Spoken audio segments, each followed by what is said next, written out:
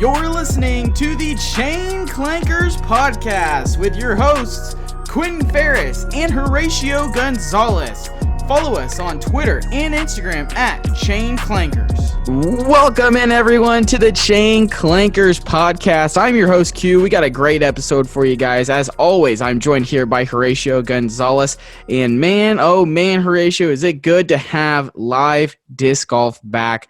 This was the first weekend that the Disc Golf Pro Tour was officially back after the All-Star weekend. Last week, we had the Las Vegas Challenge this week. Ton of fun disc golf to watch. We had 4 days of live disc golf and Jomez content going up. Gatekeeper Media had stuff going up. Central Coast Disc Golf. I'm butchering what their YouTube channel is. I think it's just called Central Coast. But yeah, they had stuff going up. So just a ton of content going up this week, and it was super exciting. How are you doing today, man? I'm good. Yeah, I was super happy. I was out of town this weekend, so I didn't get to play, but I was watching the Jomez coverage. As soon as it got uploaded this morning, I was waiting at the airport, and I was just refreshing, waiting for it to get uploaded, and they had a little bit of technical difficulties, so it wasn't loaded till a little bit later, but it was so fun to watch, keeping up, because I didn't get to watch it live on Disc Golf Network, so it was so good getting to watch what had gone down. But then I was also having to watch just UDisc live, because there was so much talent there this weekend, and everybody wanted to win, obviously. But you had the lead cards who were doing amazing, but so much action going on. And the chase cards and just other cards. Ezra wasn't on the lead card until Saturday, I think. Yeah, day 3 he was lead card and then dropped off and then ended up finishing second at minus 40. Yeah, so there was action everywhere. So UDisc Live was actually super cool, keeping up, seeing what was happening. But yeah, that was fun. Yeah, it was a really good weekend. If you aren't sure what we're talking about, check it out on YouTube. I would, first place I'll tell you to go is go Jomez, and they have the lead card, so go check it out. It was a really fun one. I am a firm believer that you cannot spoil live sports, so I will give a quick spoiler warning, but we're about to talk about who won, so skip 30 seconds now if you don't want to know and you want to wait for it. But here it is. Eagle won by minus 48. Just absolutely incredible performance by Eagle. And we were talking before we got started, the fact that this man really on Saturday, day 3, through the front 9 was like minus 2 and then just flipped a switch and it was over. He went minus 10 over the back 9 on Saturday, and then Sunday I think he shot minus 13. Just absolutely unreal. Yeah, he was in the zone today. I actually got to watch it live today, starting at like hole 6 or 7, but just towards the end. But Eagle Mcmahon was just on another level. He could not miss. There were some shots where he didn't need to run. He already had such a big lead.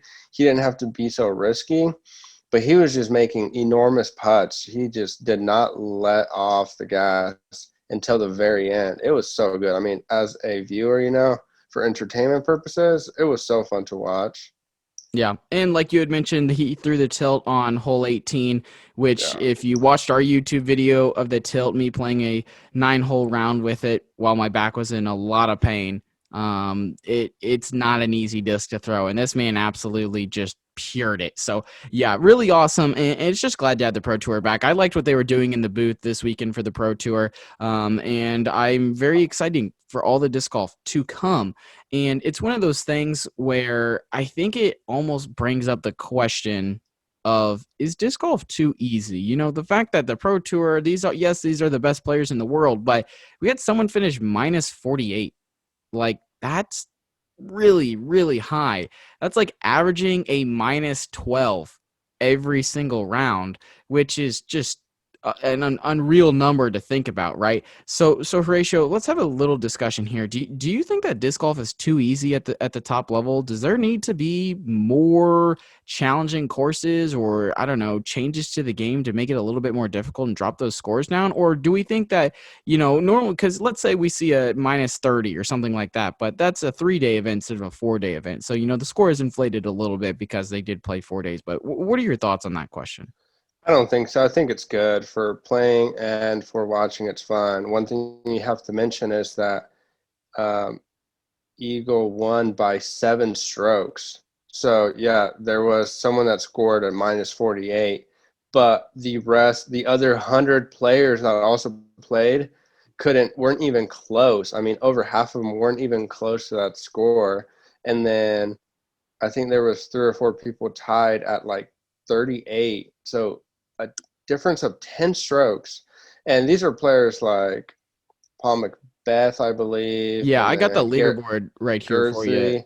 Eagle was minus 48. Ezra finished second, which shout out to Ezra. He finished minus 40, tied with Calvin at minus 40. Garrett Girthy minus 38 at 4. Wysocki at minus 37.5. Drew Gibson minus 36 and 6. Kevin Jones minus 35 and 7th. Brian Earhart minus 35. Paul McBeth minus 34 and 9th. And Clint Calvin minus 32 and 10th. And then some other scores, you see like Nate Sexton, for example, finished 17th and finished minus 26. And then it looks like the last person here, Casey White, for example, minus 43. He finished minus 15, or excuse me, he finished 43rd this weekend, finished minus 15 on the weekend. Yeah, it looks like the lowest score was even par at 59th place. There was a cut at the end of day 3, but yeah, lowest score or highest score, I guess. Excuse me, highest score would be even, and then minus 10, minus 10, minus 11. So yeah, look at that difference. And I mean, those are all pros. Like those can go to a typical course and annihilate most of the people there. This Eagle McMahon was playing at his best. He played almost perfect couple rounds. He had OBs here and there, but he was making every putt. He played to almost a level that, the player that he can be. He's still going to get better. He's going to continue to do awesome, but he played almost a perfect 4 days, and that was what was going to win it. And these other players couldn't even touch him. And these are the best players in the world, and they were off by 10 strokes. So no, I do not think disc golf is too easy. Otherwise, we would have seen, a lot more people in that closer range to Eagle McMahon, even if because obviously the course wasn't that easy for everyone. It was just he was playing amazing, which if you go back and watch, and this week, hopefully you do go watch, he was playing incredible, and he much deserved to win.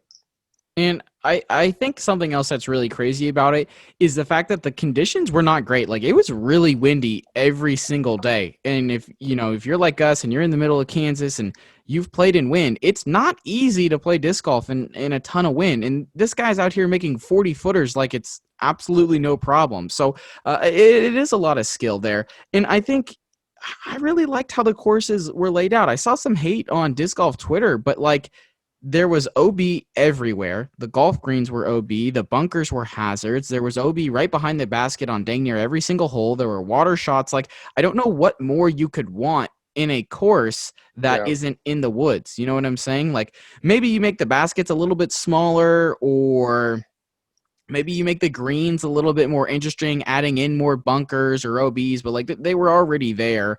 And obviously some people got into them and other people didn't. Like literally the difference between, let's say, I can't remember which hole it is, but there's one where there's OB behind, OB in front, and then there's 2 bunkers, and there's like maybe a 10 to 15 foot range you can land in. If you land in Yeah. there, you're getting a birdie. If you don't land in there, you're getting a par at best. So it's Yeah. just one of those things that's just kind of, I think those who are very good, the top of the top, are going to be unstoppable sometimes. And that's what we saw out of Eagle. He was just absolutely unstoppable. I don't think disc golf is too easy. And I really think that more courses, if we saw more like open courses, because I would consider this a relatively open course, you see more man-made OB, then I think scores might go down a little bit. But these guys were just completely on fire. And before we get off of this subject, Horatio, have you been able to catch Paul McBeth's putt on day 3? Day 2. Day 2, hole 11. He was like in a like sewer drainage kind of thing, and literally had to putt through like 2 trees from like 40 feet out and absolutely cash it. Have you seen that putt? I don't think so. That might be day 3 because I'm not done watching that one. I just started watching Okay. day 3 coverage today. But I We're gonna have saw to talk about that because that putt so far, in my opinion, it was the shot putt, whatever you want to say, of the year. It was so cool. he But made yeah, multiple through like those willows, like through the yeah, trees, yeah, like days back to back, like just yeah, through the branches. yeah. I guess one more thing I want to talk about on the Pro Tour before we kind of leave the Pro Tour subject here is, do you think there's a new, I don't want to say GOAT, but like the new hotness? Is Eagle McMahon the new hotness in the sport right now? Because I think this is, and we said it last year, I think this is the first time that Paul Macbeth in a very long time we're looking at him and he's vulnerable, right? Is Eagle McMahon establishing himself as the top dog out there? Would you consider him the top dog out there, or is it still, hey, there's 10 guys that can win any weekend? Yeah, I think Eagle had an amazing day. I would say he's definitely one of, the future of the sport. I wouldn't say he's the future of the sport or like the future GOAT. He's gonna do great things.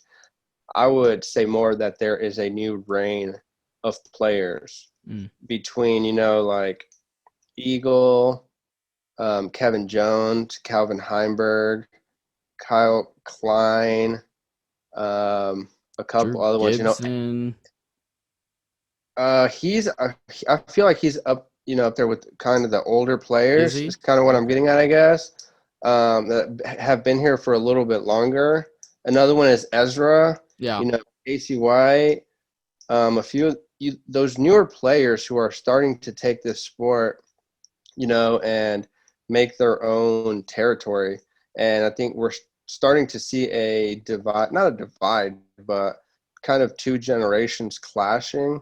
There's not a huge age difference, but Ricky Wysocki, Paul Macbeth, Garrett, Drew, Simon Lazat, those guys have been around for a while, and there's a good between Kyle Klein, I think, is like 19, I believe, and Paul Macbeth is 30. So there's almost a 10-year difference, there with him and some of the other guys. Also, Ricky Wysocki, I think, is also 30 or 31.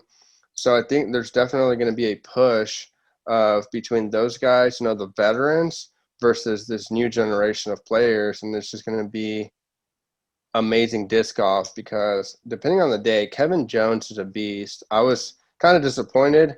He didn't do as great as, he can, as we have seen from Kevin Jones. But I think this weekend, just depending on who was on their A game, could have won it. And it could have been Calvin. It could have been Kevin Jones, I think. But it was just the Eagle this weekend. Yeah. And I don't want to leave the discussion without talking about FBO. Paige Pierce winning at -25, Katrina Allen -24. It was quite the battle. Very, very good disc golf content there. But then after that, I mean, Jessica Weiss coming in at third at -8. So it really was just a two-horse race there. Haley King really stepped it up and had a great finish. I feel like after like day 2, she was in like 20th and ended up finishing 5th. So good job to Haley. That she really played well over the last couple of days. And I know I have this terrible habit of being like, oh, last thing, and then going back to it, and then saying last thing and going back to it. But this is, I promise, the last thing, Horatio. Last thing before we move on. What are your thoughts on so I don't know if you did you do the like grip 6 like kind of pick 'em thing? Did you do that? Yeah, but I don't remember. Yeah, I know I had Calvin, Ezra, Paige, and Haley. I can't remember the other two I had. Probably Paul and maybe Eagle. I don't know. Who knows? But something that I think is interesting, and this is going for everyone who's listening as well, hit us up on Twitter or Instagram at Clankers and let me know if like fantasy disc golf was like more of a thing. Like, do you do the grip 6 challenges? Would you be interested in doing fantasy disc golf? Like me being a fantasy football player, the wheels are turning, so I would be into it. But let me know. Horatio is saying no. Let me know over on Instagram. DM us. Maybe I'll put a poll out or something like that because I would like to know. I'm interested. I would definitely be about that. But let's get to the next part of our show today, guys. With the tournaments coming up and tournament play kind of really ramping up, I really wanted to have an episode where we talk about some tips for tournaments. So that's kind of what we're doing. We've got 3 tips each that we think would benefit you in a tournament, right? We have kind of been working on these and we're taking them into tournaments this year. I've got one coming up this weekend, and I know Horatio is going to be doing some here in a little bit as well. So I guess I'll kick things off with my number 1 tip. And this is a 2-parter. The first part is, if you have the time, if you can, get a practice round in, get at least 1 practice round in. And, I think anyone's going to tell you that. That's pretty obvious. Just playing the course will give you some type of an advantage. Playing the course blind does make it more difficult, but if you don't have time for that, just give the property a little walkthrough. Maybe show up an hour earlier or something like that, and walk around the property. Backwards is actually something that could really help you, because you can look and see all the different kinds of lines. Maybe on the tee pad, you're like, this hyzer line doesn't exist. But then you get to the basket and you can very clearly see the hyzer line or the anhyzer line or the forehand line or whatever it is. So, I really think that's something that can help you out, and just having that knowledge just a little bit, just walking the course, kind of understanding, thinking to yourself, okay, I'm going to throw this. If this is 300 feet, I know I should be grabbing X, Y, or Z, those kinds of things. I think going in, and we'll talk about it later, with that game plan and just kind of understanding the course and the property, if you have the time, get a practice round or 2 in there and really just kind of hone in those skills and kind of get yourself ready for it. But Horatio, what do you have for our number 2 tip? Yeah, my next one's going to be, don't be a hero. And I think we do that a lot. I catch myself doing it sometimes. This is more, I guess, for approach shots and, putts, mainly for approach shots, because that's where you're going to be able to get the most creative, and it's always going to be different. It's not going to be like putts where sometimes you might have an obstacle, but most of the time a putt, it's going to be a putt, just different distance. But approach shots, it's going to be, you come up to your lie where you're at, you see the basket, and I'll catch myself doing this a lot, going for the shot that might be more difficult and I don't do very often, but it's maybe the most obvious, if that makes sense. Instead of going with the shot that I know that I'm comfortable with and is almost like the easier shot, and I'll do the harder shot, going to be a hero. I'll do that shot, doesn't, pan out great, and then just for fun, I'll throw another one and I'll do the shot that I was going to do in the first place, or the one that I should have done, and I park it, and it's like a lot better. And I'm like, why didn't I just do that in the first place? So try and think, going through your routine when you come up to your live, figuring out what's the shot that, would be the easiest shot that you're most comfortable with. Go with that shot, Don't be a hero. Don't go for the crazy, I guess, either trying to make it. And I'm talking if you're like a couple 100 feet out, and you're needing to get as close to the basket, not really trying to make it in, just trying to give yourself a short putt. So, yeah, don't be a hero. Just know your game and go with what you're confident in, because that's what's gonna win, is you being confident in your shot. Yeah, for sure. And that also kind of goes back to, I know I've talked about this before, is, have that that landing zone range that you want to land in. You know what I'm saying? If you can make it from 15 feet out 9 out of 10 times, land somewhere within 15 feet of the basket. Don't try to get to the basket. Don't try to make it in, because that's just going to add more pressure onto yourself. And, I'm almost to the point now where I will pick a spot and that's where I want to land. Throwing it at the basket isn't even a thought. And I've noticed that when I decide to throw at the basket, like, for example, let's say I got like an 80-foot approach shot, right? If I throw my zone at the basket, it's going to hyzer out too early, and it's going to leave me with like a 20 footer, 25, whatever it is, and it's going to make it a difficult putt. Where if I just aim for a spot that's not the basket, that's close to the basket, then the next thing you know, you're 7 feet out and it's an easy tap in. So I really like that one. That's a really good one. The third tip we have for you guys is playing under pressure. Any situation that you can create where you are playing under pressure, I think is going to help you immensely, right? Because you can do 1,000 practice rounds, and then all of a sudden you get in the tournament and those nerves are flowing, and everything goes out the door. So maybe it's one of those things where if you can head out to league night, it's kind of like a mini tournament anyways, and that allows you to continue to play under pressure. Or maybe you're playing with your buddies and you put like $1 a hole, or you're maybe $1 for the front nine, $1 for the back nine, and $1 total, or $5 or a disc or something like that. Because I really do think putting that pressure on you in any way you can, building that anxiety, is going to really help when it comes time to perform the most. You know what I'm saying? Like, for example, Haley King, when she made that putt to win 20 grand at the Disc Golf Pro Tour Championship, she made it and didn't even bat an eye because she's done it so many times. Where if that was the first time that she was in that kind of a pressure situation, you're probably going to be quivering in your boots. I know I would be.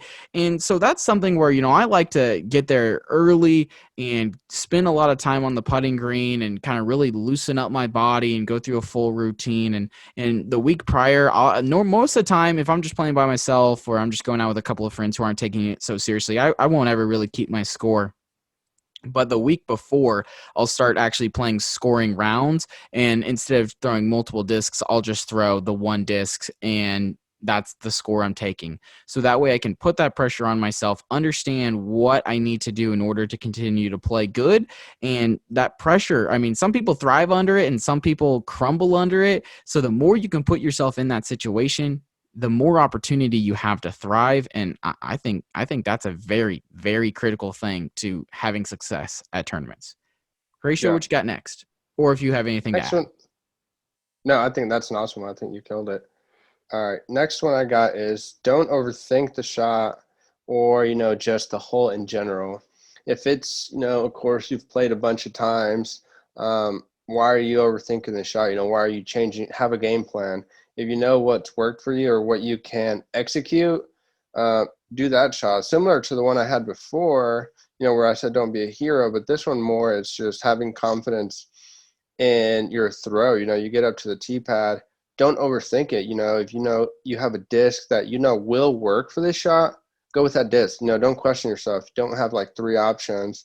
Like maybe I could do this one, because then how well are you going to commit if you go with the third option where you're like, well, it could work, I've done it once or twice, as opposed to your first option, your first choice that you had in your hand, where you've done it a bunch of times. So, be confident in your choice, be confident in your shot, and commit to it. Don't overthink it too much. I feel like when I play my best, and I go just playing for fun or with friends, when I'm the most relaxed, and it's my turn. Okay, I'm like, okay, this is my shot. I've done this before, and I just go and throw, and it comes out really well. As opposed to if I'm trying to do well and I'm trying too hard, it doesn't come out that great, because I'm just taking too much focus off of just letting my body go through the motions. That muscle memory is going to kick in if you play enough.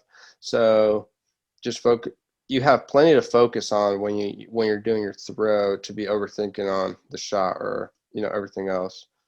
Yeah, and it's one of those things where, we've heard pros say it before, that when you try to muscle everything, and it's not going to work out for you. You have to be loose. You have to be flowing.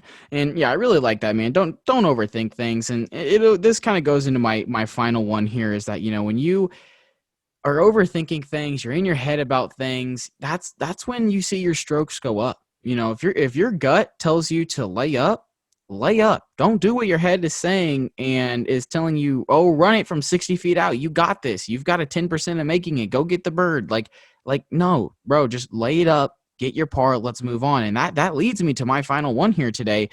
The fifth on our list and my third is lay up more. Play to your skill level. Understand that if you have a 10% chance of making a 50-footer, if you make it 1 out of 10 times, but you have a 90% chance of making a 10-footer, lay up to that 10-foot zone, take the par. Or take the bogey if that's what it happens to call for. Don't be like, oh man, I have to get a birdie every single time. It's almost one of those things where you see these pros in YouTube videos and on TV just doing things that are unreal. And it's like, well, if Eagle McMahon from a knee from 45 feet out can make it on an elevated basket, I can do that. Sorry to be the one to tell you, you probably can't do that. especially in a tournament. I can't do that in a tournament. There's a very select handful of people that can do that in a tournament. So lay things up more, play those safe shots, because it will not run up your score. And I think it's one of those things, if you're in pro, if you're in MPO right now, you can take this with however you want. But if you're lower, if you're advanced, intermediate, recreational, I really think it's you against the course, and it's, can you ensure you're not running up your own scores? You know what I'm saying? Let somebody else run up their score. Let somebody turn a birdie into a bogey where you just take the par and you get a free stroke on them. Make those smart decisions, and playing disc golf smarter is going to drop your scores. And there is nothing wrong with getting a par on a hole. Absolutely nothing wrong. And I think because you see such low scores in big time national tour or disc golf pro tour events that, it's like, oh, well, if you didn't get a birdie on this hole, it was bad. I think we need to have the opposite thought of, if you get a par on this hole, that's awesome. Congrats. You did what you were supposed to do. And if you get a birdie, even better. That's awesome. They're going to come for you. Don't be hyper focused in on them. Lay up more, play smart golf, because when you play smart golf, that's how you're going to shoot your name up the leaderboards, and who knows, maybe pick up a couple of W's. Yeah. Yeah. And I think, listening to a lot of these now, I was talking about them. A lot of them, it starts to sound, just play to your skill level. It doesn't matter if you're one of us, who are pretty new, we're just playing rec, or if you're been playing for a while, you're in advanced, or even if you're in pro, you're playing in that level, there's still guys or gals that are going to be better than you. There's always going to be people that are better than you. And if you're comparing yourself to those, or you're trying to play like those, that's good. Be motivated by them, try to play as good as them. But if you're literally trying to play at the level they're playing at, you're probably going to fail, because there's a gap of experience and a gap of time. If I try and go play like my local pro, I'm not going to be able to do the stuff that he can, and it's going to mess me up because I'm not going to play my game. So a lot of this stuff, just sounds like a lot of that. Know your skill level, play to that. But the last one is going to be, and this one's kind of difficult, but avoid OB strokes when possible. Whichever, however you have to do it for yourself, depending on the course. If you have a pond, or if you have something where if you come short and you're OB, maybe lay up until you can figure out how to get over to that, or until you gain the speed and the distance to be able to get over that pond. Or if it's, if you have roads on the left side or on the back side, learning how to play the safer shot.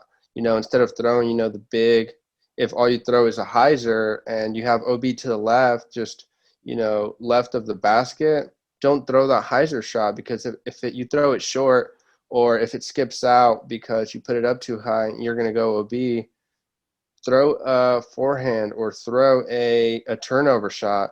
If that's going to be, it might not be the one that's going to get you the birdie, but if it keeps you out of bounds and you end up with the par, that is going to be way better than taking that OB stroke, because those are going to add up. So figure out, when you go play tournaments, figure out how you can avoid OB but still be able to be competitive, and obviously you're still going to make mistakes and go OB, but I guarantee you, if you avoid OB strokes, you are going to place probably, I don't know, depending on your division, 10 spot difference.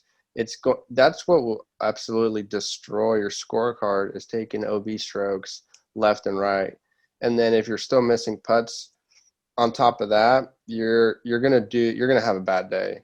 So just avoid OB strokes as best as possible. But that's all I got. That's our last one.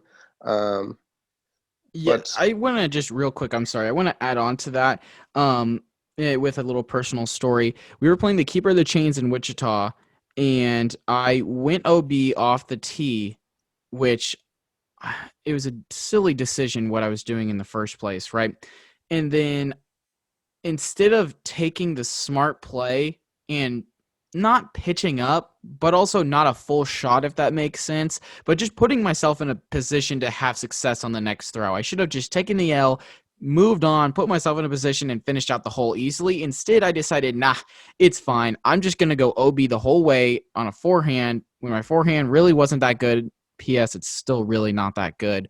But I decided to do that, which caused me to go OB damn near instantly because it was road OB and I went over the road, hit a branch, and it didn't fall in.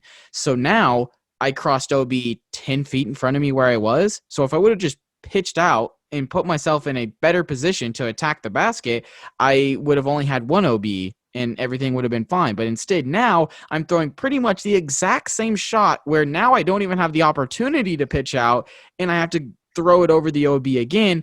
And guess what? I went OB again. And now I literally have taken 3 throws and 6 strokes, and I moved up 30 feet. So, play smarter, not harder. I really think that was a good one. But, yeah, sorry for interrupting. Keep going with whatever you had.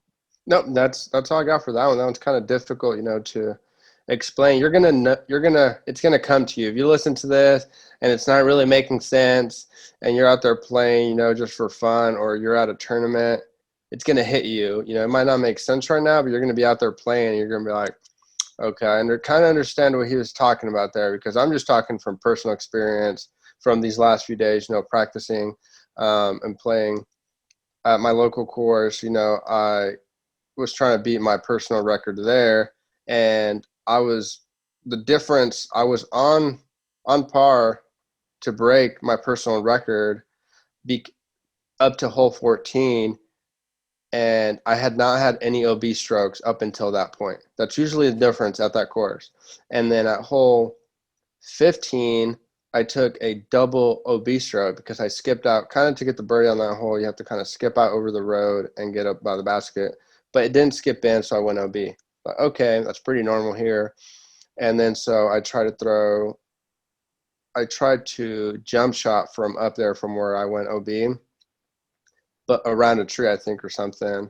And I went OB again instead of kind of, just taking more a direct shot or just kind of laying up.